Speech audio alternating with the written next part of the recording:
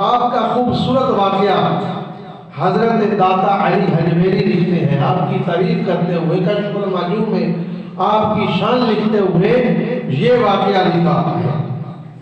हजरत दाता अली हजवेरी आप फरमाते हैं कि मैं शाम में हजरत बिलाल के मीनार पर गया।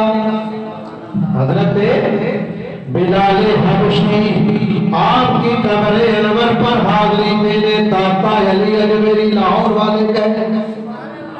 आप फरमाते कि मैं बिलाल की कब्र पर जब हाजिरी दी वहां मैं सो गया, मेरी आंख लगी बिलाल की कब्र पर, आंख मदीने वाले से लगी।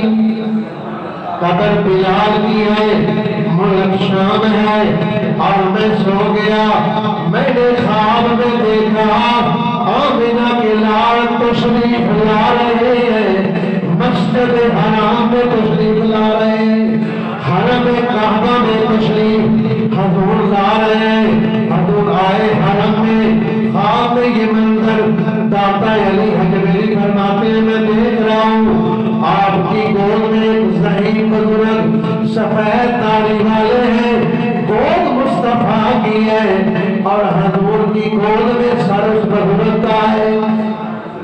आप फरमाते हैं कि मैं ईरान की देखने लगा, दाता साहब फरमाते हैं मैं ईरान होके देख गया कि ये कौन बुजुर्ग है जिसका सर हजूर की गोद में है।